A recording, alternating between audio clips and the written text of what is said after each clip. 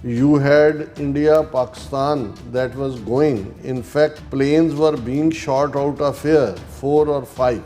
But I think 5 jets were shot down actually. That was getting worse and worse, wasn't it?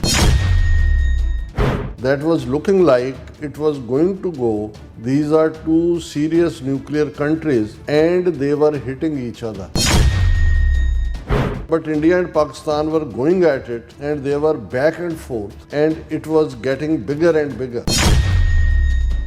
We ਅਸੀਂ ਉਹਦਾ ਹੱਲ ਵਪਾਰ ਰਾਹੀਂ ਕੀਤਾ. We said, you guys want to make a trade deal? We are not making a trade deal if you are going to be throwing around weapons and maybe nuclear weapons. ਨਾਲ ਦੀ ਨਾਲ ਇਹ ਨਹੀਂ ਹੈ ਵੀ ਟਰੰਪ ਨੇ ਇੱਥੇ ਰੱਖਿਆ ਹੋਇਆ India ਨੂੰ ਰਗੜਾ, ਉਹਨਾਂ ਇਹ ਵੀ ਦਿੱਤਾ ਹੈ ਕਿਉਂਕਿ ਹੁਣ ਬ੍ਰਿਕਸ ਦਾ ਇੰਡੀਆ ਹਿੱਸਾ ਹੈ. ਹੁਣ ਐਤਕੀ ਜਿਹੜਾ ਅਗੇਨ ਬ੍ਰਿਕਸ ਦੇ ਉੱਤੇ ਉਹਨੇ ਸਿੱਧਾ ਹਮਲਾ ਕਰਦੇ ਆ ਟਰੰਪ ਨੇ ਕਿਹਾ. Trump says BRICS would end quickly if they ever form in a meaningful way. ਜੇ ਉਹਨਾਂ ਨੇ ਕੋਈ ਆਪਣੇ ਡਾਲਰ ਦੇ ਬਰਾਬਰ ਕੋਈ ਕਰੰਸੀ ਫਲੋਟ ਕੀਤੀ, ਕੋਈ ਹੋਰ ਹੋਇਆ ਤੇ ਮੈਂ ਉਹਨਾਂ ਦੇ ਉੱਤੇ ਜਿਹੜਾ 10% ਟੈਰਿਫ ਹੋਰ ਲਾ ਦਿਆਂਗਾ. ਕਿ ਇੱਕ ਪਾਸੇ ਆਪੋਜੀਸ਼ਨ ਕਹਿ ਰਹੀ ਹੈ ਵਾਰ-ਵਾਰ, ਉਹਨਾਂ ਦੇ ਰਾਜ ਸਭਾ 'ਚ ਜਿਹੜਾ ਲੀਡਰ ਹੈ ਆਪੋਜੀਸ਼ਨ ਦਾ ਮਲਿਕਾਰਜੁਨ ਖਾਰਗੇ, ਉਹਨੇ ਕਿਹਾ ਬਾਕੀ ਤਾਂ ਤੁਸੀਂ ਕੀ ਕਰਨਾ ਸੀ, ਜਿਹੜੇ ਟੈਰਰਿਸਟ ਤੁਸੀਂ ਕਹਿੰਦੇ ਹੋ ਕਿ ਪਹਿਲਗਾਮ 'ਚ ਅਟੈਕ ਕੀਤਾ, ਨਾ ਉਹਨਾਂ ਨੂੰ ਅਜੇ ਤੱਕ ਤੁਸੀਂ ਫੜਿਆ, ਨਾ ਹੀ ਉਹ ਅੱਜ ਤੱਕ ਮਾਰੇ ਗਏ. ਔਰ ਉਹਨਾਂ ਨੇ ਕਿਹਾ ਕਿ ਵੀ ਇਹ ਜਿਹੜਾ ਬਾਰ-ਬਾਰ ਪ੍ਰੈਜ਼ੀਡੈਂਟ ਟਰੰਪ ਦਾ ਇਹ ਕਹਿਣਾ ਵੀ ਉਹਨਾਂ ਨੇ ਸੀਜ਼ ਫਾਇਰ ਕਰਵਾਇਆ ਤੇ ਇੰਡੀਆ ਲਈ ਹਿਊਮਿਲੇਟਿੰਗ ਹੈ. ਵਿਦ ਇਨ ਇੰਡੀਆ ਵੀ ਇਹ ਸਵਾਲ ਹੋ ਰਿਹਾ ਕਿ ਭਾਈ ਮਹਿੰਗਾਈ ਕਿੱਥੇ ਚਲੀ ਗਈ, ਅਨਇੰਪਲੋਇਮੈਂਟ ਕਿੱਥੇ ਹੈ, ਝੂਠੇ ਦਾਅਵੇ ਤੁਸੀਂ ਕਿੰਨੀ ਕੁ ਦੇਰ ਹਿੰਦੂਤਵਾ ਦਾ ਗਤਾਵਾ ਬਣਾ ਕੇ ਜਿਹੜਾ ਉਹ ਆਮ ਲੋਕਾਂ ਨੂੰ ਖਵਾਈ ਜਾਓਗੇ. ਹੁਣ ਇੰਨੀ ਹਿਊਮਿਲੇਟਿੰਗ ਡਿਫੀਟ, 5 ਤੁਹਾਡੇ ਰਾਫੇਲ ਡਿੱਗੇ ਨੇ, ਤੁਸੀਂ ਜਿਹੜਾ 1 ਇੰਚ ਵੀ ਨਾ ਲੈਂਡ ਵੱਲ ਨਾ ਦੂਜੇ ਵੱਲ ਵੱਧ ਸਕੇ ਹੋ, ਤਰਲੇ ਕਰਕੇ ਤੁਸੀਂ ਸੀਜ਼ ਫਾਇਰ ਕਰਵਾਇਆ. ਤੇ ਮੋਦੀ ਇਹ ਕਹਿ ਰਿਹਾ ਕਿ ਇਹਨੂੰ ਵਿਜੇ ਮਹੋਤਸਵ ਮਨਾਇਆ ਜਾਏ ਪਾਰਲੀਮੈਂਟ, ਕਿਉਂਕਿ ਸਾਡੀ ਬੜੀ ਵੱਡੀ ਵਿਕਟਰੀ. ਵਾਹਿਗੁਰੂ ਜੀ ਕਾ ਖਾਲਸਾ, ਵਾਹਿਗੁਰੂ ਜੀ ਕੀ ਫਤਿਹ. ਅਸਲਾਮ ਵਾਲੇਕਮ, ਆਦਾਬ, ਅਰਜ਼ ਮਹਾਂ. ਤੁਹਾਡੀ ਹੋਸਟ ਨੀਲਮ ਕੌਰ ਤੇ ਮੈਂ ਟੀਵੀ 84 ਸਾਰੇ ਦਰਸ਼ਕਾਂ ਤੇ ਸਰੋਤਿਆਂ ਨੂੰ ਜੀ ਆਇਆਂ ਕਹਿੰਦੀ ਹਾਂ ਪ੍ਰੋਗਰਾਮ ਸੱਚੋ ਸੱਚ ਵਿੱਚ, ਜਿਹੜੇ ਇਸ ਪ੍ਰੋਗਰਾਮ ਨਾਲ ਦੇਸ਼ਾਂ ਵਿਦੇਸ਼ਾਂ ਤੋਂ ਜੁੜ ਚੁੱਕੇ ਨੇ. ਖਾਲਸਾ ਨਫੇਸ ਸੈਂਟਰ ਦੇ ਸੰਚਾਲਕ ਡਾਕਟਰ ਅਮਰਜੀਤ ਸਿੰਘ ਜੀ ਸਟੂਡੀਓ 'ਚ ਮੇਰੇ ਨਾਲ ਸ਼ਾਮਿਲ ਨੇ. ਉਹਨਾਂ ਨਾਲ ਗੱਲਬਾਤ ਕਰਕੇ ਅੱਜ ਦੇ ਅਹਿਮ ਇਸ਼ੂਜ਼ ਉੱਪਰ ਉਹਨਾਂ ਤੋਂ ਉਹਨਾਂ ਦਾ ਤਜ਼ੀਆ ਜਾਣਦੇ ਹਾਂ. ਜੀ ਡਾਕਟਰ ਸਾਹਿਬ, ਵਾਹਿਗੁਰੂ ਜੀ ਕਾ ਖਾਲਸਾ, ਵਾਹਿਗੁਰੂ ਜੀ ਕੀ ਫਤਿਹ. ਹਾਂਜੀ ਨੀਲਮ ਕੌਰ ਜੀ, ਤੁਹਾਨੂੰ ਵੀ ਤੇ ਦੁਨੀਆ ਭਰ 'ਚ ਬੈਠੇ ਸਾਡੇ ਬਹੁਤ ਹੀ ਪਿਆਰੇ, ਸੋਹਣੇ, ਸਿਆਣੇ ਟੀਵੀ 84 ਦੇ ਦਰਸ਼ਕਾਂ ਨੂੰ ਵੀ ਵਾਹਿਗੁਰੂ ਜੀ ਕਾ ਖਾਲਸਾ, ਵਾਹਿਗੁਰੂ ਜੀ ਕੀ ਫਤਿਹ. ਸਾਡੇ ਬਹੁਤ ਹੀ ਪਿਆਰੇ ਮੁਸਲਮਾਨ ਭੈਣਾਂ ਭਰਾਵਾਂ ਨੂੰ ਅਸਲਾਮ ਅਲੈਕਮ. ਗੰਗਾ ਜਮਨੀ ਤਹਿਜ਼ੀਬ ਦੇ ਹਿੰਦੂ ਤਵੀਆਂ ਨੂੰ ਨਮੋ ਨਮੇ ਤੇ ਹੋਰ ਸਭ ਵੀਰਾਂ ਭੈਣਾਂ ਨੂੰ ਆਦਾਬ ਅਰਜ਼. ਜੀ ਡਾਕਟਰ ਸਾਹਿਬ, ਜੀ ਆਇਆਂ ਨੂੰ ਪ੍ਰੋਗਰਾਮ ਸੱਚੋ ਸੱਚ ਵਿੱਚ. ਬਹੁਤ ਧੰਨਵਾਦ ਜੀ ਡਾਕਟਰ ਸਾਹਿਬ, ਅੱਜ 21 ਜੁਲਾਈ 2025 6 ਸਾਵਨ ਨਾਨਕਸ਼ਾਹੀ ਸੰਮਤ 557 ਦਾ ਦਿਨ ਹੈ. ਤੇ ਡਾਕਟਰ ਸਾਹਿਬ, ਪ੍ਰੋਗਰਾਮ ਸ਼ੁਰੂ ਕਰਨ ਤੋਂ ਪਹਿਲਾਂ ਅਸੀਂ ਦਰਸ਼ਕਾਂ ਤੇ ਸਰੋਤਿਆਂ ਨੂੰ ਹਮੇਸ਼ਾ ਤਰ੍ਹਾਂ ਦੱਸਦੇ ਵਿਊਅਰਸ, ਜੇ ਤੁਸੀਂ ਹੱਕ, ਸੱਚ, ਇਨਸਾਫ ਤੇ ਪੈਰਾ ਦਿਨ ਦਾ ਇੱਕੋ ਇੱਕ ਚੈਨਲ ਟੀਵੀ 84 ਨੂੰ ਦੇਖਣਾ ਚਾਹੁੰਦੇ ਹੋ ਤਾਂ ਤੁਸੀਂ ਦੇਖ ਸਕਦੇ ਹੋ ਸਪੈਕਟਰਮ ਕੇਬਲ, ਆਰਸ਼ਨ ਕੇਬਲ, ਵਰਫਨ ਕੈਨੇਡਾ, roku, ਜਾਦੂ ਬਾਕਸ, ਸ਼ਾਵਾ, ਫੇਸਬੁੱਕ, ਟੀਵੀ 84 ਦੀ ਐਪ ਰਾਹੀਂ online streaming and IP box ਤੇ ਤੁਸੀਂ ਟੀਵੀ 84 ਨੂੰ ਦੇਖ ਸਕਦੇ ਹੋ. ਵਿਊਅਰਸ, ਜੇ ਤੁਸੀਂ ਟੀਵੀ 84 ਦਾ ਪ੍ਰੋਗਰਾਮ ਸੱਚੋ ਸੱਚ ਨਾਲ ਫੇਸਬੁੱਕ ਰਾਹੀਂ ਜੁੜੇ ਹੋ ਤਾਂ ਵੱਧ ਤੋਂ ਵੱਧ ਲਾਈਕ ਕਰੋ ਤੇ ਸ਼ੇਅਰ ਕਰੋ ਅਤੇ ਨਾਲ ਹੀ YouTube ਤੇ ਸਬਸਕ੍ਰਾਈਬ ਕਰੋ. ਇਹ ਵੀ ਦੱਸ ਦਿਓ ਕਿ ਤੁਸੀਂ ਟੀਵੀ 84 ਦੀ ਐਪ ਨੂੰ ਐਂਡਰੋਇਡ ਐਂਡ ਐਪ ਸਟੋਰ ਤੇ ਡਾਊਨਲੋਡ ਕਰਕੇ ਜੋ ਟੀਵੀ 84 ਦੀ ਲਾਈਵ ਸਟ੍ਰੀਮ ਹੈ ਇਸ ਨੂੰ ਤੁਸੀਂ 24 ਆਵਰਸ ਦੇਖ ਸਕਦੇ ਹੋ. ਸੋ ਵਿਊਅਰਸ, ਪ੍ਰੋਗਰਾਮ ਦੀ ਸ਼ੁਰੂਆਤ ਕਰਾਂਗੇ ਅੱਜ ਦੀ ਸਪਾਂਸਰਸ਼ਿਪ ਦੇ ਵਾਲੇ ਨਾਲ ਔਰ ਆਸ ਕਰਦੇ ਹਾਂ ਜਿਹੜਾ ਤੁਹਾਡਾ ਵੀਕਐਂਡ ਹੈ ਬਹੁਤ ਹੀ ਵਧੀਆ ਗੁਜ਼ਰਿਆ ਹੋਏਗਾ. ਸੋ ਆਪਣੇ ਪ੍ਰੋਗਰਾਮ ਦੀ ਸ਼ੁਰੂਆਤ ਕਰਾਂਗੇ ਅੱਜ ਦੀ ਸਪਾਂਸਰਸ਼ਿਪ ਦੇ ਵਾਲੇ ਨਾਲ ਕਿ ਅੱਜ ਦੇ ਪ੍ਰੋਗਰਾਮ ਸੱਚੋ ਸੱਚ ਨੂੰ ਸਪਾਂਸਰ ਕੀਤਾ ਗਿਆ ਹੈ ਨਿਊਯਾਰਕ ਤੋਂ ਸਰਦਾਰ ਹਰਮੇਲ ਸਿੰਘ ਜੀ ਵੱਲੋਂ. ਸੋ ਇਹਨਾਂ ਨੇ ਟੀਵੀ 84 ਦੀ ਵੱਧ ਤੋਂ ਵੱਧ ਸਪੋਰਟ ਕਰਨ ਲਈ ਕਿਹਾ ਔਰ ਸਿੱਖ ਕੌਮ ਦੀ ਚੜ੍ਹਦੀ ਕਲਾ ਦੀ ਅਰਦਾਸ ਕੀਤੀ ਹੈ. ਸੋ ਅੱਜ ਦੀ ਸਪਾਂਸਰਸ਼ਿਪ ਤੇ ਅਸੀਂ ਸਰਦਾਰ ਹਰਮੇਲ ਸਿੰਘ ਜੀ ਦਾ ਤਹਿ ਦਿਲ ਤੋਂ ਧੰਨਵਾਦ ਕਰਦੇ ਹਾਂ ਔਰ ਤੁਹਾਨੂੰ ਵੀ ਅਪੀਲ ਤੇ ਬੇਨਤੀ ਕਰਦੇ ਹਾਂ ਤੁਸੀਂ ਪ੍ਰੋਗਰਾਮ ਸੱਚੋ ਸੱਚ ਨੂੰ ਵੱਧ ਤੋਂ ਵੱਧ ਸਪਾਂਸਰ ਕਰੋ. ਸਪਾਂਸਰਸ਼ਿਪ ਲਈ ਤੁਸੀਂ ਸਾਨੂੰ ਕਾਲ ਕਰ ਸਕਦੇ ਹੋ ਸਾਡੇ ਫੋਨ ਨੰਬਰ ਤੇ 5166191984. ਸੇਮ ਨੰਬਰ ਤੇ WhatsApp ਕਰ ਸਕਦੇ ਹੋ. ਤੁਸੀਂ ਸਾਨੂੰ ਈਮੇਲ ਵੀ ਕਰ ਸਕਦੇ ਹੋ info@tv84.tv ਤੇ. ਸੋ ਵਿਊਅਰਸ, ਪਹਿਲੇ ਸੈਗਮੈਂਟ ਦੇ ਵਿੱਚ ਆਪਾਂ ਗੱਲਬਾਤ ਕਰਨ ਜਾ ਰਹੇ ਹਾਂ ਕਿ ਅਮਰੀਕਾ ਦੇ ਪ੍ਰੈਜ਼ੀਡੈਂਟ ਟਰੰਪ ਵੱਲੋਂ ਬਾਰ-ਬਾਰ ਭਾਰਤ ਦੇ ਮੂੰਹ ਤੇ ਕਰਾਰੀਆਂ ਚਪੇੜਾਂ ਮਾਰੀਆਂ ਜਾ ਰਹੀਆਂ ਨੇ ਔਰ ਬੀਤੇ ਸ਼ੁੱਕਰਵਾਰ ਵਾਈਟ ਹਾਊਸ ਵਿੱਚ ਰਿਪਬਲਿਕਨ ਸੈਨੇਟਰ ਲਈ ਰੱਖੀ ਡਿਨਰ ਮੀਟਿੰਗ ਨੂੰ ਸੰਬੋਧਨ ਕਰਦਿਆਂ ਪ੍ਰੈਜ਼ੀਡੈਂਟ ਟਰੰਪ ਨੇ ਕਿਹਾ ਕਿ ਉਹਨਾਂ ਨੇ ਭਾਰਤ ਪਾਕਿਸਤਾਨ ਵਿਚਾਲੇ ਖਤਰਨਾਕ ਜੰਗ ਨੂੰ ਰੁਕਵਾਇਆ ਹੈ। ਉਹਨਾਂ ਅਨੁਸਾਰ ਇਸ ਲੜਾਈ ਦੌਰਾਨ 5 ਜਹਾਜ਼ ਸ਼ੂਟ ਡਾਊਨ ਕੀਤੇ ਗਏ ਅਤੇ ਮੈਂ ਇਸ ਲੜਾਈ ਨੂੰ ਨਿਊਕਲੀਅਰ ਜੰਗ ਵੱਲ ਵਧਣ ਤੋਂ ਰੋਕਿਆ ਹੈ। ਸੋ ਇਸ ਬਾਰੇ ਆਪਾਂ ਗੱਲਬਾਤ ਕਰਨ ਜਾ ਰਹੇ ਹਾਂ। ਸੋ ਅਸੀਂ ਚਾਹਾਂਗੇ ਕਿ ਤੁਸੀਂ ਸਾਨੂੰ ਇਸੇ ਤਰ੍ਹਾਂ ਬਣੇ ਰਹਿਣਾ। ਦੇਖਣ ਸੁਣਨ ਲਈ ਤੁਹਾਡਾ ਸਭ ਦਾ ਬਹੁਤ ਬਹੁਤ ਸ਼ੁਕਰੀਆ ਜੀ। ਡਾਕਟਰ ਸਾਹਿਬ, ਕੀ ਕਹਿਣਾ ਚਾਹੋਗੇ? ਸਭ ਤੋਂ ਪਹਿਲਾਂ ਤਾਂ ਅੱਜ ਦੇ ਪ੍ਰੋਗਰਾਮ ਨੂੰ ਸਪਾਂਸਰ ਕਰਨ ਲਈ ਅਸੀਂ ਸਰ ਹਰਮੇਲ ਸਿੰਘ ਉਹਨਾਂ ਦਾ ਬਹੁਤ ਸ਼ੁਕਰੀਆ ਅਦਾ ਕਰਦੇ ਹਾਂ। ਇਹ ਸਾਡੇ ਖੈਰ ਖੁਆਹ ਨੇ। ਪੰਥਕ ਪਿੜ ਦੇ ਵਿੱਚ 1970ਵਿਆਂ ਤੋਂ ਹੀ ਇਹਨਾਂ ਦਾ ਸੰਬੰਧ ਇੱਕ ਰੈਵੋਲੂਸ਼ਨਰੀ ਦੇ ਤੌਰ ਦੇ ਉੱਤੇ ਜਿਹੜਾ ਪੰਜਾਬ ਦੇ ਵਿੱਚ ਤਬਦੀਲੀ ਵੱਲ 70ਵਿਆਂ 'ਚ ਹੀ ਉਹਨਾਂ ਦੀ ਸਟੂਡੈਂਟ ਲਾਈਫ ਵੇਲੇ ਹੀ ਹੋਇਆ। 80ਵਿਆਂ ਤੱਕ ਪਹੁੰਚਦੇ ਆ ਇਹ ਉਹਨਾਂ ਨੌਜਵਾਨਾਂ ਦਾ ਹਿੱਸਾ ਨੇ ਜਦੋਂ ਕਿ 84 ਦਾ ਘੱਲੂਘਾਰਾ ਵਾਪਰਿਆ ਤੇ ਉਹ ਇਸ ਧਰਤੀ ਤੇ ਮੌਜੂਦ ਸਨ ਔਰ ਜਿਵੇਂ ਉਹਨਾਂ ਨੇ ਫਿਰ ਇੰਡੀਆ ਦੀ ਇੰਡੀਪੈਂਡੈਂਸ ਡੇ ਪਰੇਡ ਨੂੰ ਡਿਸਰਪਟ ਕੀਤਾ ਔਰ ਇਹ ਐਲਾਨ ਕੀਤਾ ਕਿ ਸਾਡਾ ਇੰਡੀਆ ਨਾਲ ਹੁਣ ਕੋਈ ਸੰਬੰਧ ਨਹੀਂ ਹੈ, ਅਸੀਂ ਆਪਣੀ ਸਿੱਖ ਡੇ ਪੈਰੇਡ ਕਰਾਂਗੇ। ਔਰ ਅੱਜ ਨਿਊਯਾਰਕ ਦੇ ਵਿੱਚ ਜਿਹੜੀ ਖਾਲਸਾ ਸਾਜਨਾ ਦਿਵਸ ਨੂੰ ਸਮਰਪਿਤ ਪੈਰੇਡ ਸਿੱਖ ਡੇ ਪੈਰੇਡ ਹੁੰਦੀ ਹੈ ਆਮ ਤੌਰ 'ਤੇ ਅਪ੍ਰੈਲ ਦੇ ਲਾਸਟ ਸੈਚਰਡੇ ਨੂੰ, ਜਿਹੜੀ ਖਾਲਿਸਤਾਨੀ ਪੈਰੇਡ ਹੈ ਇਸ ਦਾ ਆਗਾਜ਼ ਫਿਰ ਇਹਨਾਂ ਨੌਜਵਾਨਾਂ ਦੇ ਇਸ ਰਿਜ਼ੋਲਵ ਤੋਂ ਬਾਅਦ ਉਹਨਾਂ ਨੇ ਐਕਸਕਲੂਸਿਵਲੀ ਇਹ ਜਿਹੜਾ ਸਟੈਂਸ ਲਿਆ ਕਿ ਵੀ ਹੁਣ ਅਸੀਂ ਖਾਲਿਸਤਾਨ ਤੋਂ ਘੱਟ ਟਿਕ ਕੇ ਨਹੀਂ ਬਹਿਣਾ। ਔਰ ਇਹਦੇ 'ਚ ਵੀ ਕੋਈ ਸ਼ੱਕ ਨਹੀਂ ਹੈ ਕਿ ਉਸੇ ਦੌਰ 'ਚ 80ਵਿਆਂ ਜਦੋਂ ਭਜਨ ਲਾਲ ਨੇ ਅਮਰੀਕਾ ਆਉਣਾ ਸੀ, ਦੂਸਰੇ ਕੁਛ ਨੌਜਵਾਨ ਜਿਨ੍ਹਾਂ ਦੇ ਵਿੱਚ ਖਾਸ ਤੌਰ 'ਤੇ ਡਾਕਟਰ ਗੁਰਪ੍ਰਤਾਪ ਸਿੰਘ ਵਿਰਕ ਜਿਹੜੇ ਯੂਕੇ ਦੇ ਸਿਟੀਜ਼ਨ ਸਨ, ਕੰਪਿਊਟਰ ਸਾਇੰਟਿਸਟ ਸੀ, ਬਹੁਤ ਬ੍ਰਿਲੀਅੰਟ ਮਾਈਂਡ। ਔਰ ਉਹਨਾਂ ਸਾਰੇ ਨੌਜਵਾਨਾਂ ਨੇ ਜਿਨ੍ਹਾਂ 'ਚ ਉਹ ਤਾਂ ਚਲੋ ਯੂਕੇ ਦੇ ਸਿਟੀਜ਼ਨ ਸਨ, ਕੁਛ ਐਸੇ ਵੀ ਸਨ ਇੱਥੇ ਜਿਹੜੇ ਲੀਗਲ ਨਹੀਂ ਸੀਗੇ, ਲੇਕਿਨ ਉਹਨਾਂ ਦਾ ਪੰਥਕ ਜਜ਼ਬਾ ਇਸ ਕਿਸਮ ਦਾ ਸੀ ਕਿ ਵੀ ਅਸੀਂ ਸਜ਼ਾ ਯਾਫਤਾ ਕਰਨੇ ਭਾਵੇਂ ਉਹਨਾਂ ਦਾ ਯਤਨ ਕਾਮਯਾਬ ਨਹੀਂ ਹੋਇਆ। ਬਹੁਤ ਸਾਰਿਆਂ ਨੇ ਉਸ 'ਚੋਂ ਸਫ਼ਰ ਕੀਤਾ। ਗੁਰਪ੍ਰਤਾਪ ਸਿੰਘ ਵਿਰਕ ਇੱਥੇ ਅਮਰੀਕਾ ਦੀ ਜੇਲ੍ਹ 'ਚ ਰਹੇ ਔਰ ਬਾਅਦ 'ਚ ਉਹਨਾਂ ਨੂੰ ਡਿਪੋਰਟ ਕੀਤਾ ਗਿਆ ਯੂਕੇ 'ਚ। ਹੋਰ ਵੀ ਜਿਹੜਾ ਉਹਦਾ ਨੁਕਸਾਨ ਹੋਇਆ, ਲੇਕਿਨ ਭਾਈ ਹਰਮੇਲ ਸਿੰਘ ਕੰਸਿਸਟੈਂਟਲੀ ਇਸ ਸਾਰੇ ਦੌਰ ਦੇ ਵਿੱਚ ਸਿੰਘਾਂ ਦੇ ਸਾਥ ਦੇ ਨਾਲ ਨਾਲ ਉਹਨਾਂ ਦਾ ਆਪਣਾ ਵੀ ਜਿਹੜਾ ਪੰਥਕ ਪਿੜ ਦੇ ਵਿੱਚ ਵੱਡਾ ਰੋਲ ਹੈ। ਹੁਣ ਵੀ ਬੇਸ਼ੱਕ ਸਿਹਤ ਦੇ ਪੱਖ ਤੋਂ ਉਮਰ ਵੀ ਇੱਕ ਆਪਣੇ ਆਪ ਦੇ ਵਿੱਚ ਇੱਕ ਕ੍ਰਾਈਟੇਰੀਆ ਹੁੰਦਾ ਹੈ ਐਕਟੀਵਿਟੀ ਦਾ, ਪਰ ਉਹਨਾਂ ਨੇ ਦੁਆਬਾ ਸਿੱਖ ਐਸੋਸੀਏਸ਼ਨ ਬਣਾਈ ਹੋਈ ਹੈ ਜਿਹਦੇ ਥੱਲੇ ਸਾਲ ਦੇ ਵਿੱਚ ਘੱਟੋ ਘੱਟ 4 ਪ੍ਰੋਮੀਨੈਂਟ ਪ੍ਰੋਗਰਾਮ ਜਿਹੜੇ ਉਹ ਗੁਰਦੁਆਰਾ ਰਿਚਮੰਡ ਹਿਲ ਕਲਚਰ ਸੁਸਾਇਟੀ 'ਚ ਸਿੰਘਾਂ ਦੀ ਯਾਦ ਨੂੰ ਸਮਰਪਿਤ ਕਰਦੇ ਨੇ।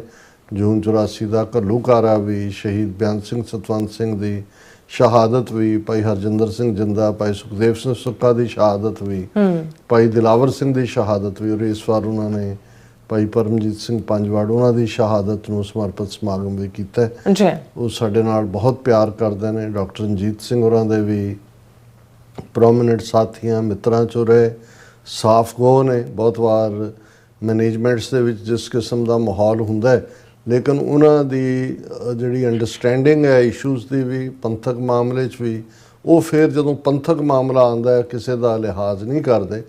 TV 84 ਦੇ ਰੈਗੂਲਰ ਵਿਊਅਰ ਨੇ ਔਰ ਅਸੀਂ ਸਮਝਦੇ ਹਾਂ ਵੀ ਇਹ ਸਾਡੇ ਵੀਰ ਸਾਡਾ ਅਣਮੁੱਲਾ ਸਰਮਾਇਆ ਨੇ। ਮਹਾਰਾਜ ਉਹਨਾਂ ਨੂੰ ਚੜ੍ਹਦੀ ਕਲਾ ਦੇਣ। ਹਮੇਸ਼ਾ ਜਿਹੜਾ ਹੈ ਉਹ ਇਸ ਤਰ੍ਹਾਂ ਹੀ ਜਿਹੜਾ ਅਖੀਰਲੇ ਸਾਹ ਤੱਕ ਕੌਮ ਨੂੰ ਸਮਰਪਿਤ ਹੋ ਕੇ ਆਪਣੀ ਜਿਹੜੀ ਹੈ ਉਹ ਆਪਣਾ ਯੋਗਦਾਨ ਪਾਉਂਦੇ ਰਹੇ। ਬਿਲਕੁਲ। ਅਸੀਂ ਫਰਾਈਡੇ ਦਾ ਪ੍ਰੋਗਰਾਮ ਜਿਹੜਾ ਹੈ ਉਹ ਵੀਰ ਸੁਖਵਿੰਦਰ ਸਿੰਘ ਉਹਨਾਂ ਦੇ ਨਾਲ ਜਿਹੜੀ ਇੱਕ ਬਰੀਫ ਡਿਸਕਸ਼ਨ ਸੈਸ਼ਨ ਸੀ ਉਸ ਨੂੰ ਸਾਡੇ ਵਿਊਅਰਸ ਵੱਲੋਂ ਬਹੁਤ ਪਸੰਦ ਕੀਤਾ ਗਿਆ। ਉਸ ਦੇ ਚਾਰੋਂ ਹੀ ਜਿਹੜੇ ਸੈਗਮੈਂਟ ਸੀ ਉਹ ਕਾਫੀ ਪਪੂਲਰ ਵੀ ਹੋਏ। ਬਹੁਤ ਸਾਰਿਆਂ ਨੇ ਉਸ ਦੇ ਉੱਤੇ ਪੋਜ਼ਿਟਿਵ ਇਨਪੁਟ ਦਿੱਤੀ ਕਿਉਂਕਿ ਸਾਡਾ ਜਿਹੜਾ ਰੂਟੀਨ ਦਾ ਰੋਜ਼ਾਨਾ ਪ੍ਰੋਗਰਾਮ ਹੁੰਦਾ ਹੈ ਉਹ ਤਾਂ ਜੋ 24 ਘੰਟੇ 'ਚ ਵਾਪਰਿਆ ਉਸ 'ਤੇ ਆਧਾਰਿਤ ਜਿਹੜੀਆਂ ਖਬਰਾਂ ਹੁੰਦੀਆਂ ਨੇ ਮੋਸਟਲੀ ਉਹਦੇ 'ਤੇ ਆਧਾਰਿਤ ਹੁੰਦਾ। ਲੇਕਿਨ ਵਨਸ ਇਨ ਏ ਵਾਈਲ ਜਦੋਂ ਅਸੀਂ ਜਿਹੜੇ ਇਸ਼ੂ ਇਹਨਾਂ ਹਫ਼ਤਿਆਂ ਦੇ ਵਿੱਚ ਆਏ ਹੁੰਦੇ ਨੇ ਉਹਨਾਂ ਨੂੰ ਇੱਕ ਐਨਾਲਿਟੀਕਲ ਐਂਗਲ ਤੋਂ ਡਿਸਕਸ਼ਨ ਪਾਰਟ ਦੇ ਵਿੱਚ ਦੇਖਦੇ ਤੇ ਫਿਰ ਉਹ ਇੱਕ ਕੰਸੋਲੀਡੇਟਡ ਇਨਫੋਰਮੇਸ਼ਨ ਵੀ ਹੁੰਦੀ ਹੈ। ਜਿਨ੍ਹਾਂ ਨੇ ਰੈਗੂਲਰ ਰੋਜ਼ਾਨਾ ਪ੍ਰੋਗਰਾਮ ਨਹੀਂ ਦੇਖੇ ਹੁੰਦੇ ਉਹਨਾਂ ਲਈ ਵੀ ਜਿਹੜਾ ਹੈ ਉਹ ਇੱਕ ਫੋਕਸ ਹੁੰਦਾ ਹੈ। ਔਰ ਕਿਉਂਕਿ ਇਸ ਡਿਸਕਸ਼ਨ ਦਾ ਫੋਕਸ ਜਿਹੜਾ ਹੈ ਉਹ ਇੰਟਰਨੈਸ਼ਨਲ ਪੋਲਿਟਿਕਸ ਦੇ ਵਿੱਚ ਭਾਰਤ ਪਾਕਿਸਤਾਨ ਰਿਲੇਸ਼ਨਸ਼ਿਪ, ਸਿੱਖ ਕੌਮ ਦਾ ਰੋਲ, ਬ੍ਰਿਕਸ ਦੇ ਵਿੱਚ ਕੀ ਹੈ, ਔਰ ਇਹ ਮਲਟੀਪਲ ਇਹਨਾਂ 3-4 ਟੌਪਿਕਸ ਦੇ ਉੱਤੇ ਜਿਹੜੀ ਹੈ ਇਹ ਡਿਸਕਸ਼ਨ ਸੀ। ਅਸੀਂ ਉਹਨਾਂ ਸਾਰੇ ਵੀਰਾਂ ਭੈਣਾਂ ਦਾ ਬਹੁਤ ਸਾਰੇ ਉਹਦੇ ਤੇ ਕਮੈਂਟ ਵੀ ਆਏ ਨੇ, ਐਪਰੀਸ਼ੀਏਸ਼ਨ ਵੀ ਆਈ ਹੈ। ਬਿਲਕੁਲ ਅਸੀਂ ਸਾਰਿਆਂ ਦਾ ਸ਼ੁਕਰੀਆ ਅਦਾ ਕਰਦੇ ਹਾਂ। ਪ੍ਰੈਜ਼ੀਡੈਂਟ ਟਰੰਪ, ਇਹਦੇ 'ਚ ਕੋਈ ਸ਼ੱਕ ਨਹੀਂ ਹੈ ਕਿ ਇਸ ਵੇਲੇ ਪ੍ਰੈਜ਼ੀਡੈਂਟ ਟਰੰਪ ਜਿਨ੍ਹਾਂ ਨੂੰ ਲਗਭਗ 5 ਮਹੀਨੇ ਹੋ ਗਏ ਨੇ ਸਹੁੰ ਚੁੱਕਿਆਂ, ਇੱਕ ਆਪਣੇ ਇਨਰ ਕ੍ਰਾਈਸਿਸ ਦਾ ਵੀ ਸ਼ਿਕਾਰ ਨੇ।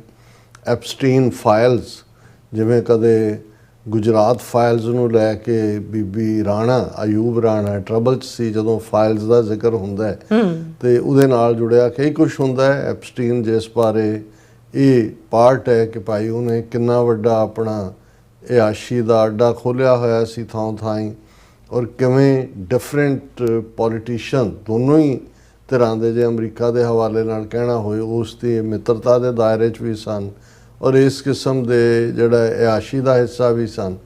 ਔਰ ਇਵੈਂਚੁਅਲੀ ਹਾਲਾਂਕਿ ਮੈਂ ਟੱਕਰ ਕਾਰਲਸਨ, ਉਸ ਦੀ ਇੱਕ ਪ੍ਰੈਜੈਂਟੇਸ਼ਨ, ਜਿਹੜਾ ਪ੍ਰੋਮੀਨੈਂਟ ਜਰਨਲਿਸਟ ਔਰ ਟਰੰਪ ਸਪੋਰਟਰ ਹੈ, ਉਸ ਦੀ ਮੈਂ ਪ੍ਰੈਜੈਂਟੇਸ਼ਨ ਦੇਖ ਰਿਹਾ ਸੀ। ਉਹਨੇ ਤਾਂ ਸਿੱਧੇ ਤੌਰ 'ਤੇ ਐਪਸਟੀਨ ਨੂੰ ਮੋਸਾਦ ਦਾ ਏਜੰਟ ਕਿਹਾ ਕਿ ਭਾਈ ਇੱਕ ਬਿਲਕੁਲ ਅਨਪੜ੍ਹਾ ਵਰਗਾ ਬੰਦਾ ਜਿਹਦੇ ਕੋਲ ਕੋਈ ਯੂਨੀਵਰਸਿਟੀ ਕਾਲਜ ਦੀ ਡਿਗਰੀ ਵੀ ਨਹੀਂ ਸੀ, ਕਿੰਨਾ ਉਹਨੇ ਇਨਫਲੂਐਂਸ ਕੀਤਾ। ਔਰ ਖ਼ਾਸ ਤੌਰ 'ਤੇ ਜਦੋਂ ਅਸੀਂ ਮੋਰਲ ਟਰਪੀਚੂਡ ਦੇ ਇਸ਼ੂ ਦੇਖਦੇ ਹਾਂ, ਅਖਲਾਕੀ ਤੌਰ ਦੇ ਉੱਤੇ ਕਿਵੇਂ ਪੋਲੀਟੀਸ਼ੀਅਨਸ ਔਰ ਦੂਸਰੇ ਜਿਹੜੇ ਨੇ, ਜਿਸ ਦੇ ਲਈ ਅਕਸਰ ਜਦੋਂ ਸਪਾਈਂਗ ਦੀ ਦੁਨੀਆ 'ਚ ਹਨੀ ਟਰੈਪ ਲਫ਼ਜ਼ ਇਸਤੇਮਾਲ ਕੀਤਾ ਜਾਂਦਾ, ਪਰ ਜਦੋਂ ਇਸ ਲੈਵਲ ਦੀ ਕੋਈ ਖੁੱਲ੍ਹ ਖੇਡ ਹੋਏ ਜਿਹਦੇ 'ਚ ਸਾਰੇ ਹੀ ਜਿਹੜੇ ਨੇ ਲਿਬੜੇ ਹੋਣ ਹਰ ਧਿਰ ਦੇ, ਤੇ ਔਰ ਲੰਬਾ ਵਕਤ ਇਸ ਕਿਸਮ ਦਾ ਪਾਰਟ ਚੱਲਿਆ ਹੋਇਆ। ਇਵੈਂਚੁਅਲੀ ਜਿਹੜਾ ਕੁਝ ਸਾਲ ਪਹਿਲਾਂ ਉਸ ਨੂੰ ਫੜਿਆ ਗਿਆ ਐਪਸਟੀਨ ਨੂੰ, ਉਹਦੀ ਸ਼ੱਕੀ ਹਾਲਾਤਾਂ ਦੇ ਵਿੱਚ ਜੇਲ੍ਹ ਦੇ ਵਿੱਚ ਮੌਤ ਹੋਈ।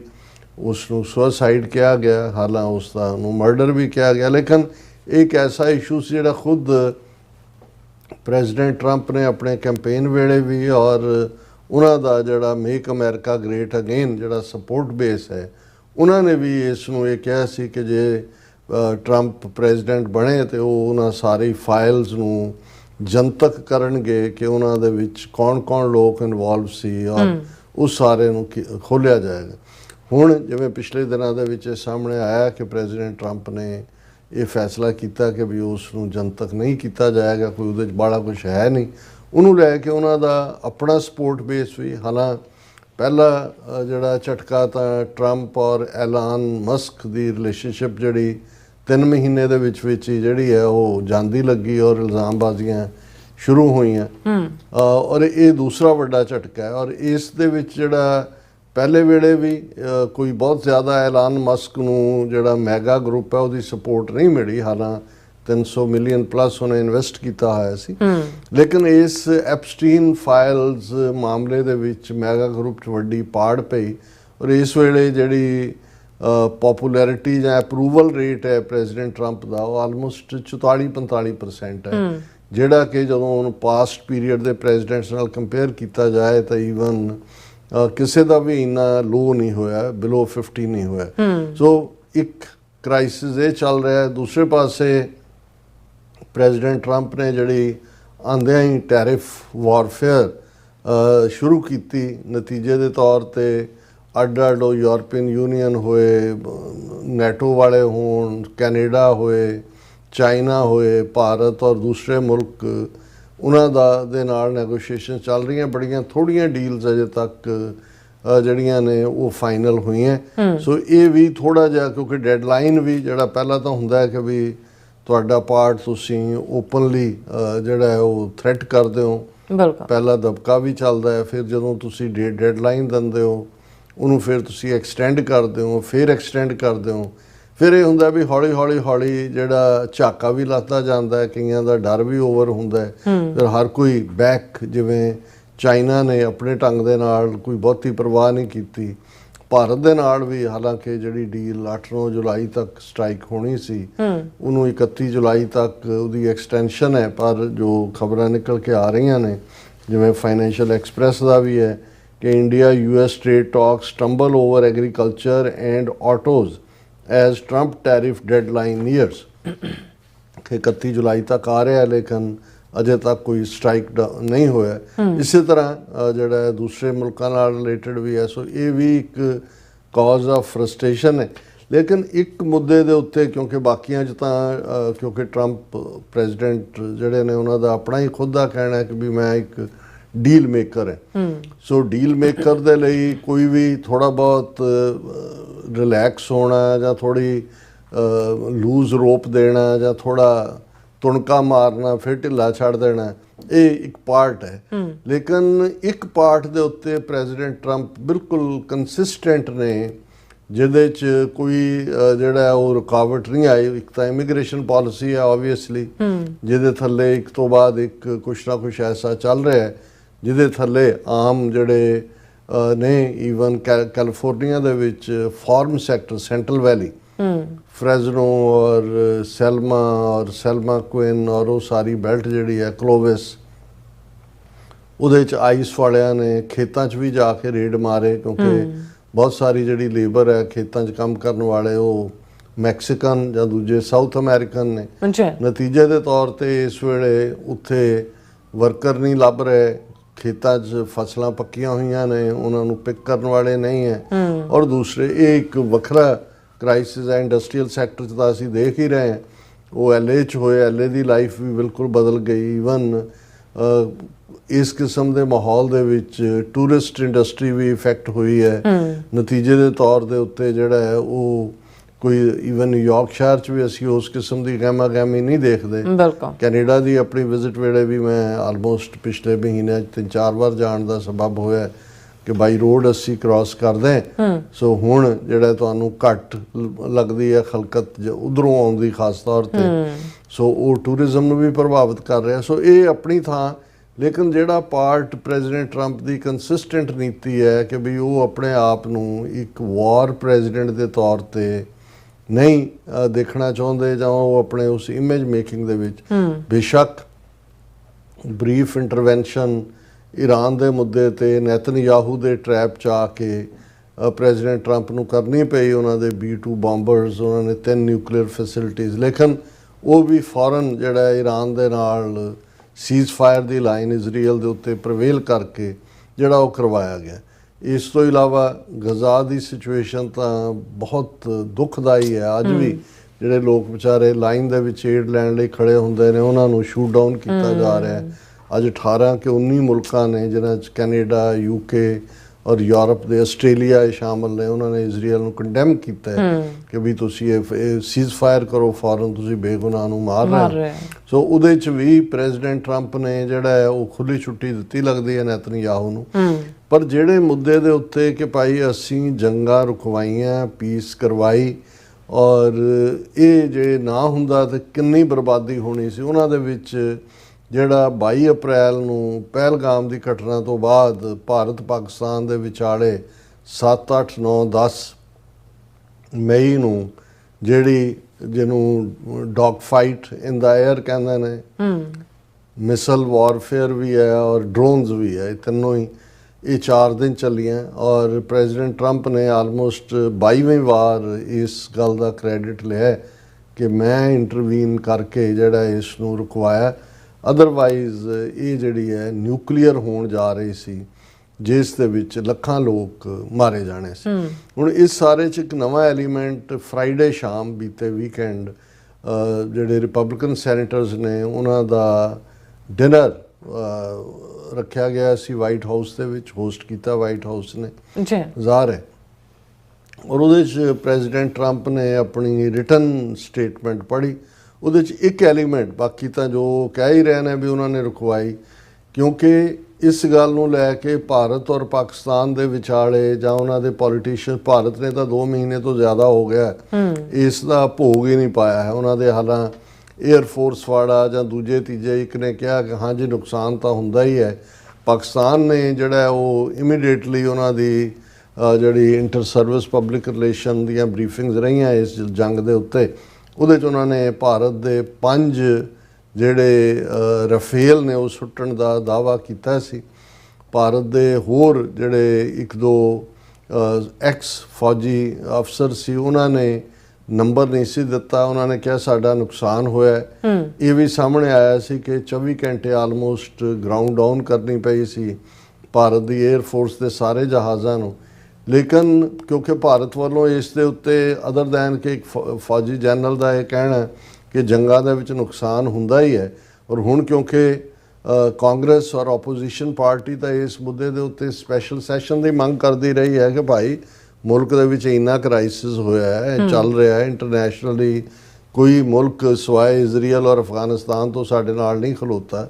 ਇਹਦੇ ਬਾਵਜੂਦ ਕਿ 59 ਮੈਂਬਰੀ ਡੈਲੀਗੇਸ਼ਨ 38 ਮੁਲਕਾਂ ਦੇ ਵਿੱਚ ਭੇਜੇ ਗਏ ਔਰ ਦੂਜਾ ਕਿਸੇ ਨੇ ਵੀ ਹਮਾਇਤ ਨਹੀਂ ਕੀਤੀ ਕਿ ਬਈ ਸਪੈਸ਼ਲ ਸੈਸ਼ਨ ਸੱਦੋ।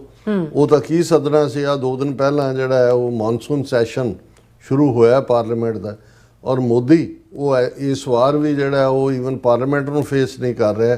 ਉਹਨੇ ਅੱਜ ਉਹਦੇ ਪਾਰਲੀਮੈਂਟ ਦੇ ਬਾਹਰ ਖਲੋ ਕੇ ਮੀਡੀਆ ਸਾਹਮਣੇ ਆਲਮੋਸਟ 18 ਘੰਟੇ ਦਾ ਆਪਣਾ ਜਿਹੜਾ ਉਹ ਭਾਸ਼ਣ ਦਿੱਤਾ ਔਰ ਉਥੋਂ ਤਿੱਤਰ ਹੋਇਆ, ਕੋਈ ਸਵਾਲਾਂ ਦੇ ਜਵਾਬ ਵੀ ਨਹੀਂ ਰਹੇ। ਔਰ 18 ਮਿੰਟਾਂ ਦੇ ਵਿੱਚ ਤੁਸੀਂ ਝੂਠ, ਵਾਕਈ ਜਦੋਂ ਅਸੀਂ ਇਹ ਕਹਿੰਦੇ ਹਾਂ ਕਿ ਵੀ ਜਿਹੜਾ ਝੂਠ ਦਾ ਦੇਵਤਾ ਉਹ ਤਾਂ ਆਪਣਾ ਸੰਘਾਸਨ ਛੱਡ ਕੇ ਦੌੜ ਗਿਆ ਹੈ। ਉਹਦੇ 'ਚ ਮੋਦੀ ਕਹਿ ਰਿਹਾ ਵੀ ਇਹ ਜਿਹੜਾ ਮੌਨਸੂਨ ਸੈਸ਼ਨ ਹੈ ਇਸ ਨੂੰ ਜਿਹੜੀ ਭਾਰਤ ਦੀ ਜਿੱਤ ਹੋਈ ਹੈ ਵਿਜੇ ਮਹੋਤਸਵ, ਇਸ ਨੂੰ ਵਿਜੇ ਮਹੋਤਸਵ ਦੇ ਤੌਰ ਤੇ ਸੈਲੀਬ੍ਰੇਟ ਕੀਤਾ ਜਾਏ, ਕਿਉਂਕਿ ਭਾਰਤ ਨੇ ਆਪਰੇਸ਼ਨ ਸੰਦੂਰ ਦੇ ਵਿੱਚ ਆਪਣੀ ਤਾਕਤ ਰਾਹੀਂ ਦੁਨੀਆ ਨੂੰ ਦੱਸ ਦਿੱਤਾ ਹੈ ਕਿ ਭਾਰਤ ਇੱਕ ਵੱਡੀ ਪਾਵਰ ਹੈ। ਭਾਰਤ ਦੇ ਵਿੱਚ ਬਣੀਆਂ ਚੀਜ਼ਾਂ ਜਿਹੜੀਆਂ ਨੇ ਉਹ ਕਿੰਨੀਆਂ ਕਾਰਗਰ ਨੇ, ਔਰ ਇਹ ਸਾਡੀ ਯੂਨੀਕ ਵਿਕਟਰੀ ਹੈ। ਔਰ ਇਸ ਨੂੰ ਆਪੋਜੀਸ਼ਨ ਦੀਆਂ ਜਿਹੜੇ ਨੇ MP ਔਰ ਧਿਰਾਂ ਜਿਹੜੀਆਂ ਨੇ ਉਹ ਵੀ ਜਿਹੜੀਆਂ ਮੁਸੀਬਤ ਵੇਲੇ ਬੇਸ਼ੱਕ ਸਾਡੇ ਵਿਚਾਰ ਵੱਖਰੇ ਹੋਣ ਪਰ ਭਾਰਤ ਦੇ ਮਾਮਲੇ 'ਚ ਸਾਡੇ ਦਿਲ ਇਕੱਠੇ ਨੇ, ਔਰ ਉਹ ਇਹਨੂੰ ਵਿਜੇ ਮਹੋਤਸਵ ਦੇ ਤੌਰ ਤੇ ਮਨਾਉਣ। ਹੁਣ ਇਸ ਤੋਂ ਵੱਡਾ ਝੂਠ, ਔਰ ਖੁਦ ਨਾ ਉਹਨੇ ਉਸ ਜਿਹੜਾ ਪਾਰਲੀਮੈਂਟ ਦੇ ਬਾਹਰ ਐਡਰੈਸ ਕੀਤਾ ਉਹਦੇ 'ਚ ਕੋਈ ਸਵਾਲ ਹੈ, ਨਾ ਹੀ ਉਹ ਪਾਰਲੀਮੈਂਟ 'ਚ ਜਾ ਰਿਹਾ। ਉਹਨੇ ਇੱਕਦਮ ਇਹਨਾਂ ਦਿਨਾਂ 'ਚ ਹੁਣ ਉਹ ਫਲਾਈ ਕਰਕੇ UK ਤੇ ਪਤਾ ਨਹੀਂ ਇੱਕ ਹੋਰ ਕਿਹੜੇ ਮੁਲਕ ਦੇ ਵਿੱਚ ਕੋਈ ਨਖਿੱਧ ਜਿਹਾ ਮੁਲਕ ਹੈ ਉਹਦੇ 'ਚ ਉਹ ਜਾ ਰਿਹਾ, ਸੋ ਦੌੜ ਰਿਹਾ। ਲੇਕਿਨ ਤੁਸੀਂ ਝੂਠ ਦੇ ਉੱਤੇ ਝੂਠ ਮਾਰ ਰਹੇ ਹੋ। ਔਰ ਜਦੋਂ ਭਾਰਤ ਨੇ ਇਹ ਦਾਅਵਾ ਕੀਤਾ, ਜਦੋਂ ਉਹਨਾਂ ਦੇ ਸਾਰੇ ਇੰਟਰਨੈਸ਼ਨਲੀ ਐਕਸਪੋਜ਼ ਹੋ ਰਹੇ ਸੀ, ਉਹਨਾਂ ਨੇ ਅਜੀਤ ਡੋਵਾਲ ਨੂੰ ਉਤਾਰਿਆ ਫੀਲਡ ਦੇ ਵਿੱਚ। ਅਜੀਤ ਡੋਵਾਲ ਨੇ ਕਿਹਾ ਜੀ ਅਸੀਂ, ਬਾਕੀ ਤਾਂ ਉਹ 7 ਟਿਕਾਣਿਆਂ ਦੀ ਗੱਲ ਕਰਦੇ ਸੀ ਕਿ ਜੀ ਅਸੀਂ ਦਹਿਸ਼ਤਗਰਦਾਂ ਨੂੰ, ਉਹ ਅੱਜ ਮੋਦੀ ਵੀ ਕਹਿ ਰਿਹਾ ਸੀ ਕਿ ਸਾਡਾ ਆਪਰੇਸ਼ਨ ਜਿਹੜੇ ਟਾਰਗੇਟ ਸੀ 100% ਸਕਸੈਸ ਹੋਇਆ, ਅਸੀਂ ਉਹਨਾਂ ਟਿਕਾਣਿਆਂ ਨੂੰ ਜ਼ਮੀਨਦੋਜ਼ ਕਰਤਾ। ਦੇਖੋ ਝੂਠ ਦੀ ਵੀ ਕੋਈ ਹੱਦ ਹੁੰਦੀ ਹੈ। ਅਜੀਤ ਡੋਵਾਲ ਤਾਂ ਉਸ ਤੋਂ ਉਹਨੇ 15 ਆਰਮੀ ਬੇਸ ਤਬਾਹ ਕਰਨ ਦੀ, ਰਹੀਮ ਯਾਰ ਖਾਨ ਔਰ ਫਲਾਣੇ ਜਿੱਥੇ ਹੈ ਵੀ ਨਹੀਂ ਬੇਸ, ਅਸੀਂ ਉਹ ਵੀ ਤਬਾਹ ਕੀਤੇ। ਲੇਕਿਨ ਅਜੀਤ ਡੋਵਾਲ ਦੇ ਇਸ ਦਾਅਵੇ ਤੋਂ ਬਾਅਦ ਫੌਰਨ ਉਹਨਾਂ ਦੇ ਜਿਹੜੇ ਥੋੜੇ ਬਹੁਤ ਇੰਡੀਪੈਂਡੈਂਟ ਮਾਈਂਡਡ ਯੂਟਿਊਬਰ ਨੇ ਉਹਨਾਂ ਨੇ ਉਹਨੂੰ ਚੈਲੰਜ ਕੀਤਾ। ਔਰ ਇਸ ਸਾਰੀ ਡਿਬੇਟ 'ਚੋਂ ਇਹਨਾਂ ਨੇ ਇਹ ਮੰਨਣ ਤੋਂ ਹਾਲਾਂ ਰਾਫੇਲ ਵਾਲਿਆਂ ਦੀ ਟੀਮ ਵੀ ਗਈ ਇੰਡੀਆ 'ਚ, ਦੂਜੀ ਉਹਨਾਂ ਨਾਲ ਵੀ ਕੋਆਪਰੇਟ ਕਰਨ ਤੋਂ ਉਹਨਾਂ ਨੇ ਨਾ ਕਰ, ਉਹ ਜਾਣਨਾ ਚਾਹੁੰਦੇ ਨੇ ਵੀ ਹੋਇਆ ਕੀ ਹੈ। ਹੁਣ ਇਸ ਸਾਰੇ ਦੇ ਚੱਲਦੇ ਆ ਜਿਹੜਾ ਇਸ ਸਾਰੇ 'ਚ ਜੇ ਇੱਕ ਨਵਾਂ ਐਲੀਮੈਂਟ ਐਡ ਹੋਇਆ ਪ੍ਰੈਜ਼ੀਡੈਂਟ ਟਰੰਪ ਦੀ ਫਰਾਈਡੇ ਸ਼ਾਮ ਦੀ ਵਾਈਟ ਹਾਊਸ ਦੀ ਉਸ ਗੈਦਰਿੰਗ ਦੇ ਵਿੱਚ, ਉਹਦਾ ਜ਼ਿਕਰ ਕਰਨ ਤੋਂ ਪਹਿਲਾਂ ਅਸੀਂ ਦੱਸ ਦਈਏ ਵੀ ਇਨਰ ਵੀ BJP ਦੇ ਵਿੱਚ ਜਾਂ ਹਕੂਮਤੀ ਦਾਇਰਾ ਸਰਕਲ ਦੇ ਵਿੱਚ ਕਾਫੀ ਕੁਝ ਚੱਲ ਰਿਹਾ। ਔਰ ਅੱਜ ਜਿਹੜੀ ਸਡਨ ਖਬਰ ਜਿਹੜੀ ਸਾਰੇ ਮੀਡੀਆ ਦੀਆਂ ਸੁਰਖੀਆਂ ਦਾ ਸ਼ਿੰਗਾਰ ਹੈ ਉਹ ਹੈ ਵਾਈਸ ਪ੍ਰੈਜ਼ੀਡੈਂਟ ਮਿਸਟਰ ਧਨਖੜ, ਉਹਦਾ ਨਾਂ ਹੈ, ਉਸ ਵੱਲੋਂ ਰਿਜ਼ਾਈਨ ਕੀਤਾ ਗਿਆ। ਜਗਦੀਪ ਧਨਖਾਰ, ਇਹ ਰਾਜਸਥਾਨ ਦੇ ਜਾਟ ਮੂਲ ਦਾ ਵਾਈਸ ਪ੍ਰੈਜ਼ੀਡੈਂਟ, ਔਰ ਵਾਈਸ ਪ੍ਰੈਜ਼ੀਡੈਂਟ ਦੀ ਇੱਕ ਆਪਣੀ ਅਹਿਮੀਅਤ ਹੁੰਦੀ ਹੈ, ਰਾਜ ਸਭਾ ਨੂੰ ਉਹ ਹੈਡ ਵੀ ਕਰਦਾ। ਔਰ ਉਹਨੇ ਫੌਰਨ ਜਿਹੜਾ ਆਪਣਾ ਕੋਈ ਉਗ ਸੁਗ ਨਹੀਂ ਸੀ, ਉਹਨੇ ਕਿਹਾ ਜੀ ਮੈਂ ਡਾਕਟਰ ਦੀ ਸਲਾਹ ਦੇ ਉੱਤੇ ਮੇਰੇ ਸਿਹਤ ਇਸ਼ੂ ਚੱਲ ਰਹੇ ਨੇ, ਔਰ ਉਹਨੇ ਜਿਹੜੀ ਪ੍ਰੈਜ਼ੀਡੈਂਟ ਹੈ ਬੀਬੀ ਦ੍ਰੋਪਦੀ ਉਹਨੂੰ ਆਪਣਾ ਅਸਤੀਫਾ ਭੇਜਿਆ ਕਿ ਜੀ ਮੇਰਾ ਅਸਤੀਫਾ। ਹੁਣ ਇਹ ਜਨਖਾੜ ਬਹੁਤ ਵੱਡਾ ਜਾਟ ਬੇਸ ਰਾਜਸਥਾਨ ਦੇ ਵਿੱਚ ਜਿਹੜਾ BJP ਦਾ ਖੜਾ ਹੋਇਆ, ਉਹਦੇ ਪਿੱਛੇ ਵੀ ਇਹਦਾ ਹੱਥ ਰਿਹਾ। ਕਿਸੇ ਵੇਲੇ ਜਿਹੜਾ ਇਹ ਗਵਰਨਰ ਵੀ ਰਿਹਾ, ਸੁਪਰੀਮ ਕੋਰਟ ਦਾ ਪ੍ਰੋਮੀਨੈਂਟ ਵਕੀਲ ਵੀ ਰਿਹਾ। ਹਾਲਾਂਕਿ ਇਸ ਦਾ ਜਿਹੜਾ ਰਵੱਈਆ ਜਾਂ ਦੂਜਾ ਸੀ ਇੰਨਾ ਹਿੰਦੂਤਵੀ ਸੀ ਕਿ ਈਵਨ ਸਤਪਾਲ ਮਲਿਕ ਜਿਹੜਾ ਉਹ ਜੋਕ ਕਰਦਿਆਂ ਕਹਿੰਦਾ ਸੀ ਕਿ ਝੁਕਾ ਹੁਆ ਜਾਟ और जो टूटी हुई खाट किसी काम के नहीं होती, कि जे मंजी टुट जाए जिवें ਉਹ ਹੁੰਦੀ ਹੈ ਜਿਹੜਾ ਜਾਟ ਝੁਕ ਜਾਂਦਾ ਹੈ ਉਹ ਬਿਲਕੁਲ ਨਕੰਮਾ ਹੁੰਦਾ। ਸੋ ਉਹਨੂੰ ਵਾਈਸ ਪ੍ਰੈਜ਼ੀਡੈਂਟ ਨੂੰ ਉਹ ਝੁਕਾ ਹੁਆ ਜਾਟ ਕਹਿ ਕੇ ਕਹਿੰਦਾ ਸੀ ਕਿ ਵੀ ਬਿਲਕੁਲ ਇਹ ਹਿੰਦੂਤਵੀਆਂ ਦੇ ਸਾਹਮਣੇ ਲੰਮਾ ਪਿਆ ਹੈ। ਹੁਣ ਬੇਸ਼ੱਕ ਕਹਿਣ ਨੂੰ ਇਹ ਕਿਹਾ ਜਾ ਰਿਹਾ ਕਿ ਜੀ ਉਹਨੇ ਸਿਹਤ ਦੇ ਕਾਰਨਾਂ ਕਰਕੇ ਰਿਜ਼ਾਈਨ ਕੀਤਾ, ਪਰ ਜਿਵੇਂ ਕਾਂਗਰਸ ਨੇ ਵੀ ਸਟੇਟਮੈਂਟਸ ਕਿਹਾ there is something more than what meets the ਆਈ।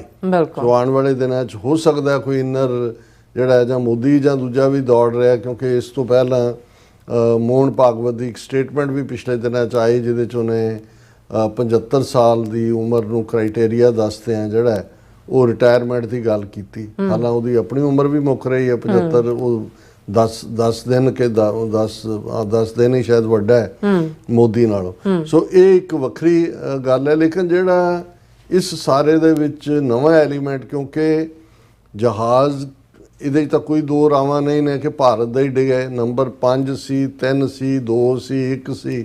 ਉਹ ਜਿਹੜਾ ਵਹਿਮ ਜਾਂ ਭੁਲੇਖਾ ਜਾਂ ਜਿਹੜਾ ਛਛੋ ਪੰਜ ਵਾਲੀ ਸਥਿਤੀ ਸੀ ਉਹ ਪ੍ਰੈਜ਼ੀਡੈਂਟ ਟਰੰਪ ਨੇ ਖਤਮ ਕਰ ਦਿੱਤੀ। ਪ੍ਰੈਜ਼ੀਡੈਂਟ ਟਰੰਪ ਦੇ ਮੈਂ ਹੁਣ ਐਗਜ਼ੈਕਟ ਲਫ਼ਜ਼ ਹੀ ਦੁਹਰਾਉਣਾ ਚਾਹੁੰਦਾ ਤਾਂ ਕਿ ਕੋਈ ਭੁਲੇਖਾ ਨਾ ਹੋਵੇ ਵੀ ਅਸੀਂ ਜਿਹੜਾ ਉਸ ਦੇ ਵਿੱਚ ਕੋਈ ਐਡ ਕੀਤਾ। ਉਸ ਦੇ ਵਿੱਚ ਜਿਹੜਾ ਉਹਨਾਂ ਨੇ ਐਗਜ਼ੈਕਟਲੀ ਕਿਹਾ, you had India, Pakistan that was going. In fact, planes were being shot out of air, 4 or 5. But I think 5 jets were shot down actually. That was getting worse and worse, wasn't it? ਉਹਨੇ ਕਿਹਾ ਜੀ 4 ਸ਼ਾਇਦ, ਫਿਰ ਉਹਨੇ ਕਿਹਾ ਨਹੀਂ 5 ਜਿਹੜੇ jet ਨੇ ਉਹ ਸ਼ੂਟ ਡਾਊਨ ਕੀਤੇ ਗਏ। ਹਾਲਾਤ ਵੱਧ ਤੋਂ ਬਦਤਰ ਹੋ ਰਹੇ ਸੀ। ਫਿਰ ਉਹ ਜਿਵੇਂ ਹੁੰਦਾ ਹੈ ਕਿ ਵੀ ਹੋ ਨਹੀਂ ਸੀ ਰਹੇ, wasn't it? That was looking like it was going to go. These are two serious nuclear countries and they were hitting each other. ਇਹ ਹਾਲਾਤ ਬਹੁਤ ਮਾੜੇ ਹੋ ਰਹੇ ਸੀ। ਦੋਨੋਂ ਜਿਹੜੀਆਂ ਨੇ ਉਹ ਨਿਊਕਲੀਅਰ ਕੰਟਰੀਜ਼ ਨੇ ਔਰ ਇੱਕ ਦੂਜੇ ਨੂੰ ਹਿੱਟ ਕਰ ਰਹੇ ਸੀ। ਫਿਰ ਉਹਨੇ ਕਿਹਾ ਬਟ ਇੰਡੀਆ ਐਂਡ ਪਾਕਿਸਤਾਨ ਵਰ ਗੋਇੰਗ ਐਟ ਇਟ ਐਂਡ ਦੇ ਵਰ back and fourth and it was getting bigger and bigger. ਉਹ ਹਟ ਨਹੀਂ ਸੀ ਰਹੇ, ਉਹ ਇੱਧਰ ਕਰ ਰਿਹਾ ਉੱਧਰ ਕਰ ਰਿਹਾ, ਔਰ ਇਹ ਜਿਹੜਾ ਟਕਰਾਅ ਹੈ ਇਹ ਵੱਧਦਾ ਹੀ ਚਲਾ ਜਾ ਰਿਹਾ ਸੀ। And we got it solve through trade, ਕਿ ਵੀ ਅਸੀਂ ਉਹਦਾ ਹੱਲ ਵਪਾਰ ਰਾਹੀਂ ਕੀਤਾ। We said you guys want to make a trade deal, we are not making a trade deal if you are going to be throwing around weapons and maybe nuclear weapons. Both very powerful nuclear states. ਕਹਿੰਦੇ ਅਸੀਂ ਉਹਨਾਂ ਨੂੰ ਕਿਹਾ ਵੀ ਤੁਸੀਂ ਰੁਕਣਾ ਕਿ ਨਹੀਂ ਰੁਕਣਾ। ਅਸੀਂ ਜੇ ਤੁਸੀਂ ਨਹੀਂ ਰੁਕਣਾ ਔਰ ਇਹ ਹਥਿਆਰ ਵੀ ਔਰ ਇਹ ਨਿਊਕਲੀਅਰ ਤੱਕ ਤੁਸੀਂ ਪਹੁੰਚਣਾ, ਅਸੀਂ ਤੁਹਾਡੇ ਨਾਲ ਕੋਈ ਵਪਾਰ ਨਹੀਂ ਕਰ ਰਹੇ। ਫਿਰ ਉਹਨਾਂ ਨੇ ਕਿਹਾ ਕਿ ਵੀ ਅਸੀਂ ਜਿਹੜਾ ਉਹਨਾਂ ਦੇ ਵਿੱਚ ਸੀਜ਼ਫਾਇਰ ਕਰਵਾਇਆ, ਪੀਸ ਕਰਵਾਈ, ਦੋਨੋਂ ਪਾਵਰਫੁਲ ਨਿਊਕਲੀਅਰ ਸਟੇਟਸ ਨੇ। ਫਿਰ ਉਹਨਾਂ ਨੇ ਜਿਵੇਂ ਉਹ ਕ੍ਰੈਡਿਟ ਦੀ ਲਾਈਨ ਤਾਂ ਹੈ ਹੀ ਹੈ ਕਿ ਬਈ ਅਸੀਂ 6 ਮਹੀਨੇ ਦੇ ਵਿੱਚ ਜੋ ਅਚੀਵ ਕੀਤਾ ਉਹ ਕੋਈ ਵੀ ਐਡਮਿਨਿਸਟ੍ਰੇਸ਼ਨ ਜਿਹੜਾ ਹੈ ਉਹ 8 ਸਾਲਾਂ 'ਚ ਵੀ ਨਹੀਂ ਕਦੇ ਕਰ ਸਕਿਆ, ਕਿਉਂਕਿ ਪ੍ਰੈਜ਼ੀਡੈਂਟ 2 ਟਰਮਸ ਹੋ ਸਕਦਾ। ਫਿਰ ਉਹਨਾਂ ਨੇ ਕਿਹਾ something I am very proud of, we stopped a lot of wars and these were serious wars, Mr. Trump said. ਔਰ ਇਹ ਅਸੀਂ ਜਿਹੜਾ ਇਹਨਾਂ ਸਾਰਿਆਂ ਨੂੰ ਜਿਹੜਾ ਉਹ ਰੋਕਿਆ। ਸੋ ਅਸੀਂ ਸਮਝਦੇ ਹਾਂ ਵੀ ਇਸ ਦੇ ਉੱਤੇ ਅਜੇ ਤੱਕ ਕੋਈ ਭਾਰਤੀ ਹਾਕਮ ਉਹਨਾਂ ਦੇ ਦੁਮ ਛੱਲੇ ਦੂਜੇ ਸਭ ਨੂੰ ਸੱਪ ਸੁੰਘਿਆ ਹੋਇਆ।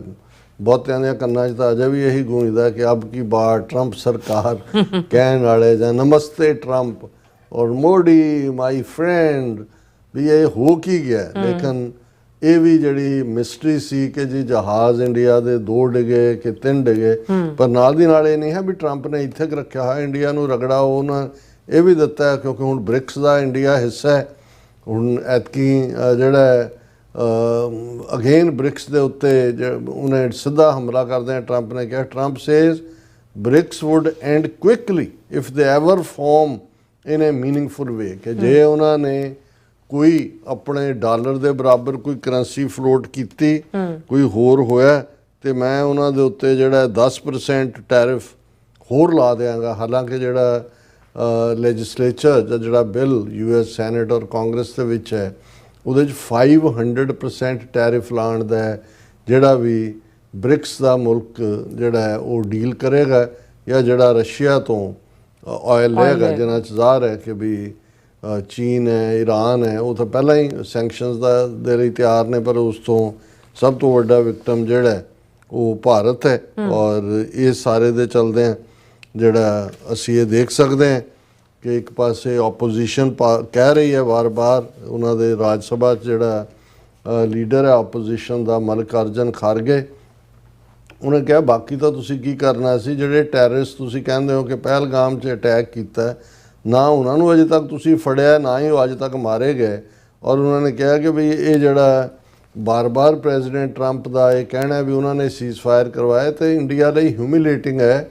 ਮੂੰਹ 'ਚ ਘੂੰਗੜੀਆਂ ਕਿਉਂ ਪਾਈਆਂ ਹੋਈਆਂ? ਤੁਸੀਂ ਪਹਿਲਾਂ ਵੀ ਨਾ ਸਪੈਸ਼ਲ ਸੈਸ਼ਨ ਸੱਦਿਆ ਆਪਣਾ ਦੱਸਣ ਦੇ ਲਈ, ਤੇ ਹੁਣ ਜਿਹੜਾ ਉਹ ਪ੍ਰਾਈਮ ਮਿਨਿਸਟਰ ਇੱਥੋਂ ਦੌੜ ਰਿਹਾ, ਜਵਾਬ ਕਿਹਨੇ ਦੇਣੇ ਨੇ?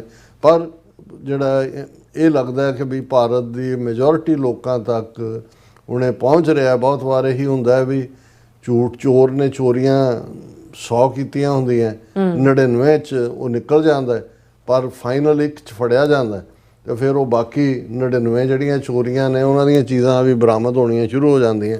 ਹੁਣ ਵਿਦਨ ਇੰਡੀਆ ਵੀ ਇਹ ਸਵਾਲ ਹੋ ਰਿਹਾ ਕਿ ਭਾਈ ਮਹਿੰਗਾਈ ਕਿੱਥੇ ਚਲੀ ਗਈ, ਅਨਇੰਪਲੋਇਮੈਂਟ ਕਿੱਥੇ ਹੈ, ਝੂਠੇ ਦਾਅਵੇ ਤੁਸੀਂ ਕਿੰਨੀ ਕੁ ਦੇਰ ਹਿੰਦੂਤਵਾ ਦਾ ਗਤਾਵਾ ਬਣਾ ਕੇ ਜਿਹੜਾ ਉਹ ਆਮ ਲੋਕਾਂ ਨੂੰ ਖਵਾਈ ਜਾਓਗੇ। ਕੋਵਿਡ ਦੇ ਵਿੱਚ 43 ਲੱਖ ਹਰ ਮਰਨ ਵਾਲਾ ਬੰਦਾ, ਤੀਸਰਾ ਬੰਦਾ ਮਰਨ ਵਾਲਾ ਭਾਰਤ ਦੇ ਵਿੱਚ ਸੀ, ਤੇ ਉਹ ਥਾਪੀ ਦੇ ਰਹੇ ਸੀ ਆਦਿੱਤਿਆਨਾਥ ਯੋਗੀ ਨੂੰ ਕਿ ਜ਼ਬਰਦਸਤ ਕੰਮ ਕੀਤਾ। ਉੱਥੇ ਲਾਸ਼ਾਂ ਨਹੀਂ ਸੀ ਕੋਈ ਸਾਂਭਣ ਵਾਲਾ, 43 ਲੱਖ ਬੰਦਾ ਮਰ ਜਾਣਾ। ਲੇਕਿਨ ਗੱਲ ਝੂਠ ਦੀ ਹੈ। ਔਰ ਇਹੀ ਗੱਲ ਹੁਣ ਇੰਨੀ ਹਿਊਮਿਲੇਟਿੰਗ ਡਿਫੀਟ, 5 ਤੁਹਾਡੇ ਰਾਫੇਲ ਡਿਗੇ ਨੇ, ਤੁਸੀਂ ਜਿਹੜਾ 1 ਇੰਚ ਵੀ ਨਾ ਲੈਂਡ ਵੱਲ ਨਾ ਦੂਜੇ ਵੱਲ ਵੱਧ ਸਕੇ ਹੋ, ਤਰਲੇ ਕਰਕੇ ਤੁਸੀਂ ਸੀਜ਼ਫਾਇਰ ਕਰਵਾਇਆ। ਤੇ ਮੋਦੀ ਇਹ ਕਹਿ ਰਿਹਾ ਕਿ ਇਹਨੂੰ ਵਿਜੇ ਮਹੋਤਸਵ ਮਨਾਇਆ ਜਾਏ ਪਾਰਲੀਮੈਂਟ, ਕਿਉਂਕਿ ਸਾਡੀ ਬੜੀ ਵੱਡੀ ਵਿਕਟਰੀ ਹੋਈ ਹੈ। ਵਾਕਈ ਜੇ ਝੂਠ ਦਾ ਦੇਵਤਾ ਆਪਣਾ ਸਿੰਘਾਸਨ ਤੇ ਤਾਜ ਛੱਡ ਕੇ ਦੌੜ ਗਿਆ ਹੋਇਆ ਤੇ ਵਿਚਾਰਾ ਸੱਚਾ, ਉਹ ਕਹਿੰਦਾ ਵੀ ਮੇਰੀ ਵੀ ਤੋਬਾ, ਮੈਂ ਇਸ ਤੋਂ ਬਿਯੋਂਡ ਮੈਂ ਨਹੀਂ ਦੇਖ ਸਕਦਾ। ਜੀ ਰਾਸਾ, ਤੁਹਾਡਾ ਬਹੁਤ ਬਹੁਤ ਸ਼ੁਕਰੀਆ। ਸੋ ਥਲੇ ਨੇ ਬ੍ਰੇਕ ਔਰ ਬ੍ਰੇਕ ਤੇ ਜਾਣ ਤੋਂ ਪਹਿਲਾਂ ਅਸੀਂ ਦਰਸ਼ਕਾਂ ਤੇ ਸਰੋਤਿਆਂ ਨੂੰ ਅਪੀਲ ਤੇ ਬੇਨਤੀ ਕਰਦੀ, ਵਿਊਅਰਸ, ਜਿਸ ਤਰ੍ਹਾਂ ਕਿ ਤੁਸੀਂ ਜਾਣਦੇ ਹੋ ਕਿ TV 84 ਇੱਕ ਪੰਥਕ ਚੈਨਲ ਹੈ। TV 84 ਦੀ ਚੜ੍ਹਦੀ ਕਲਾ ਲਈ ਵੱਧ ਤੋਂ ਵੱਧ ਡੋਨੇਟ ਕਰੋ। ਡੋਨੇਟ ਕਰਨ ਲਈ ਸਾਡੀ ਵੈਬਸਾਈਟ tv84.tv ਤੇ ਜਾ ਕੇ ਪੇਪਾਲ ਦੀ ਵਰਤੋਂ ਕਰਕੇ ਵਨ ਟਾਈਮ ਡੋਨੇਟ ਕਰ ਸਕਦੇ ਹੋ, ਮੰਥਲੀ ਡੋਨੇਟ ਵੀ ਕਰ ਸਕਦੇ ਹੋ। ਤੁਸੀਂ TV 84 ਦੇ ਨਾਮ ਤੇ ਚੈੱਕ ਬਣਾ ਕੇ ਸਾਨੂੰ ਮੇਲ ਵੀ ਕਰ ਸਕਦੇ ਹੋ ਸਾਡੇ ਇਸ ਪਤੇ ਤੇ 36-01 37 ਐਵਨਿਊ, ਲੌਂਗ ਆਈਲੈਂਡ ਸਿਟੀ, ਨਿਊਯਾਰਕ 11101 USA, ਜਾਂ ਫਿਰ ਤੁਸੀਂ ਸਾਨੂੰ ਫੋਨ ਰਾਹੀਂ ਵੀ ਸੰਪਰਕ ਕਰ ਸਕਦੇ ਹੋ 5166191984। ਤੁਸੀਂ ਸਾਨੂੰ ਈਮੇਲ ਵੀ ਕਰ ਸਕਦੇ ਹੋ info@tv84.tv ਤੇ। ਅਸੀਂ ਤੁਹਾਡੇ ਤਹਿ ਦਿਲ ਤੋਂ ਸ਼ੁਕਰਗੁਜ਼ਾਰ ਹੋਵਾਂਗੇ। ਸੋ ਇੱਥੇ ਲੈਣੇ ਬ੍ਰੇਕ, ਵਿਊਅਰਸ, ਤੁਸੀਂ ਇਸੇ ਤਰ੍ਹਾਂ ਬਣੇ ਰਹਿਣਾ। ਮਿਲਦੇ ਹਾਂ ਆਫਟਰ ਦਿਸ ਸ਼ਾਰਟ ਬ੍ਰੇਕ।